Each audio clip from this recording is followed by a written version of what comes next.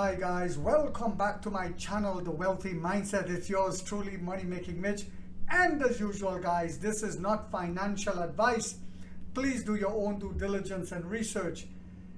I try to keep reminding you guys of what the great living legend Warren Buffett said. The stock, and once you remember this, you will make money in the stock market. The stock market is a tool for taking wealth away from the impatient and giving it to the patient. So for people who have that instant gratification welfare culture, this is not the business to be in. You should not invest in stocks. Day traders are different. If you know what you're doing, I don't knock you.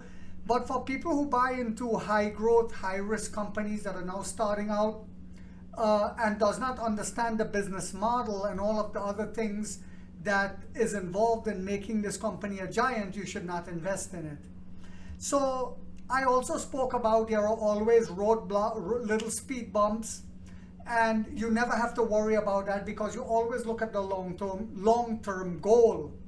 So I'll give you guys a wonderful, amazing example of that on a Sunday morning to get you charged up and fired up for the week coming. As BYD builds a factory in Mexico, and that's going to help them circumvent the tariffs, and they're also building a factory. They finalized the deal to build a factory in Turkey to circumvent the tariffs in Europe. It seems that the Europeans are paying attention, and the German Chancellor Olaf Scholz, which is the equivalent to the president in America, so to speak, just came out and said that the EV Chinese tariffs deal for EVs are possible. He says that EV China tariffs deal for EVs is possible. Take a look at the clip in his own words and we shall continue, guys. Im Übrigen ist es so, dass wir davon ausgehen, dass die Zielsetzung der Europäischen Kommission gelingen wird, zu einer Verständigung mit China über die Frage der Elektromobilität zu kommen. Das sind weltweit wettbewerbsfähige Fahrzeuge, die an der Spitze der Technologie liegen, die keinen Wettbewerb scheuen müssen und deshalb auch keinen Wettbewerb scheuen, aber natürlich immer darauf bestehen, dass die Bedingungen auf allen Seiten fair sind. Und das ist der Gegenstand der jetzt laufenden Gespräche zwischen der Europäischen Union und China. Alright guys, welcome back to my channel. And as driverless Robo taxis hit the streets all over Beijing, yes, you heard that right, I want you to also listen to what this gentleman had to say, and then we shall continue with the meat of today's topic to give you an example of what's getting ready to happen and why we will make incredible, significant money, and why NIO will dominate the landscape, why NIO will be the #1 EV company in the world due to battery as a service. Take a look, guys, and then we shall continue. But I also agree with Trump that allowing Chinese automakers to build plants in the United States and employ American workers is a good idea.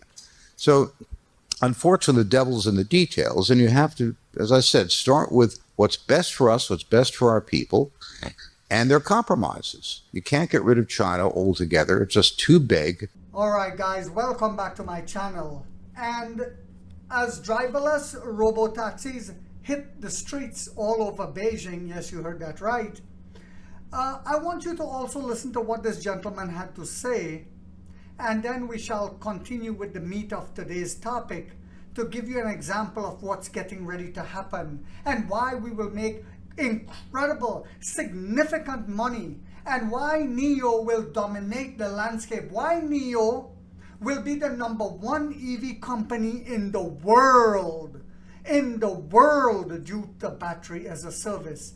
Take a look, guys, and then we shall continue.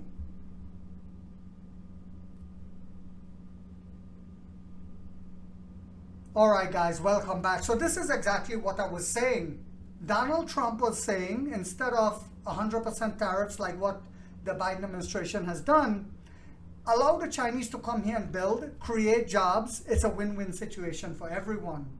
So whilst all of this is happening, and we look forward to the regime change that is most likely going to happen, just like I've called it months ago, the provisional tariffs from the European Union Commission start to impact sales. Earlier this week, Tesla hiked Model 3 prices across Europe by about $1,600.